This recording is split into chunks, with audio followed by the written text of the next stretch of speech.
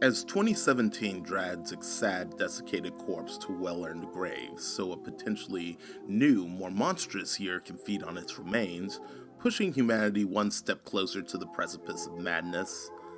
Let's ignore all that, and celebrate some good video games. After such a stellar year in gaming, I'd be remiss if I didn't do a Game of the Year list. So, here are my top 5 games of 2017.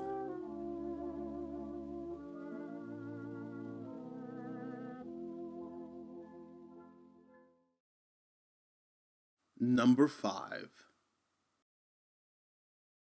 Sundered.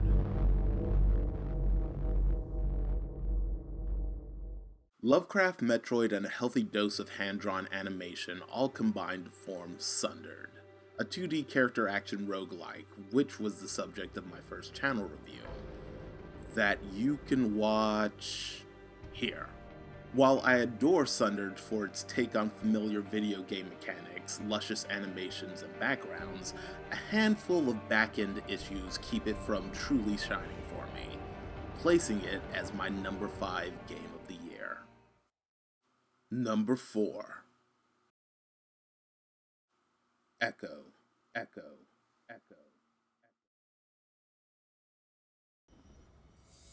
Echo excels at dancing the razor's edge when it comes to genres, while carving out its own identity thanks to its lavish, Baroque-inspired art direction.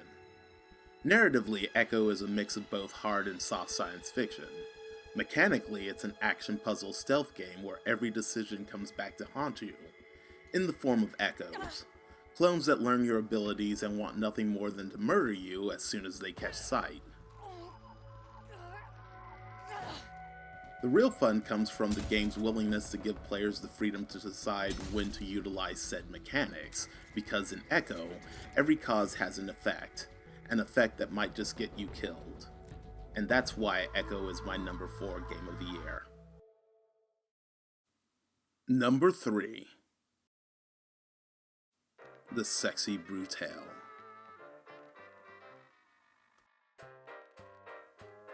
Don't let the name fool you. The Sexy Brutale is far more interested in evisceration as opposed to titillation. This isometric puzzle game sets you in the shoes of Lafcadio Boone, an elderly priest who awakes to find himself in the titular Sexy Brutale Hotel Casino during the Marquis's annual masquerade party. There's only one problem. The staff is murdering all of the guests for some unknown reason. And stranger still, at the end of the day, time resets so the whole grisly affair can play out all over again. With the help of an enigmatic bloody woman and a magic pocket watch, Lafcadio is tasked with indirectly saving all of the party guests and discovering the motive behind the murders, leading to a third act reveal that stuck with me long after finishing the game. That's why The Sexy Brutale is my number 3 game of the year. Number 2. Pyre.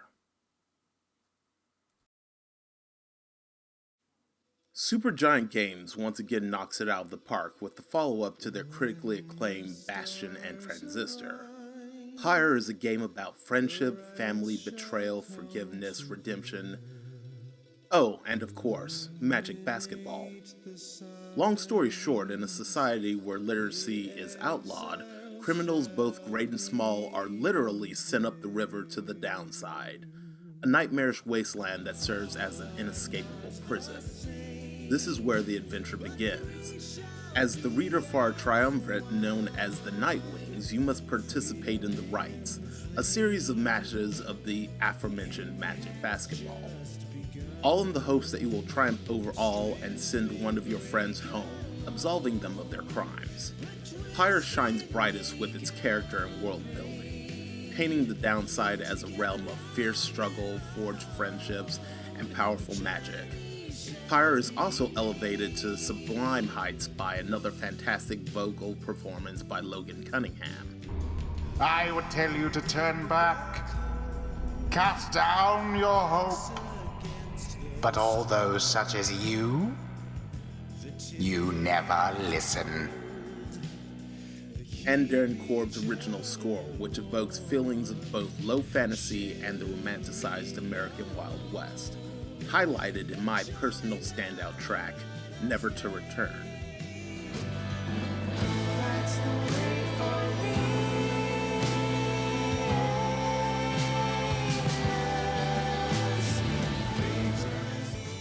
An amazing duet between Korb and frequent vocal collaborator Ashley Barrett. All of these reasons lead me to name Pyre my number 2 game of the year. Number 1. Nier Automata.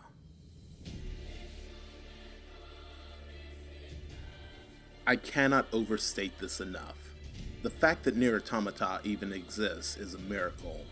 Its predecessor, Nier, or as I like to call it, Existential Crisis the video game, suffered from clunky gameplay and stagnant sales. Nonetheless, it managed to cultivate a cult following due to its mature storytelling and weighty themes. So when Automata was announced, I was excited. When I discovered that Platinum Games would be handling the combat, I was over the moon. And Automata did not disappoint. With Platinum's tight character action gameplay and enigmatic director Yoko Taro's compelling examination of the human condition, Automata proved to be more than a worthy successor to Nier, leading to both critical and player acclaim along with explosive sales. But the reason why Nier Automata is my game of the year is a simple one. Automata, as a narrative experience, is elevated by its medium.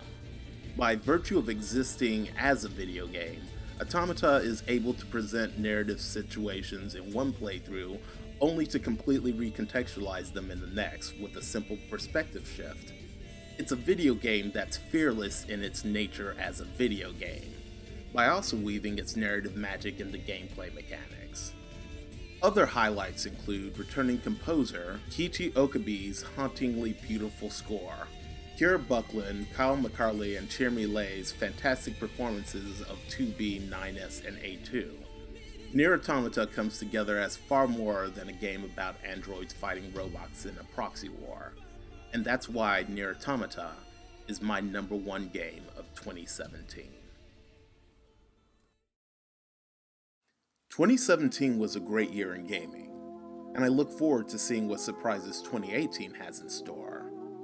Also, as always, I want to hear from you. What were your top games of the year, and what are you looking forward to in 2018? Until next year, thanks for watching.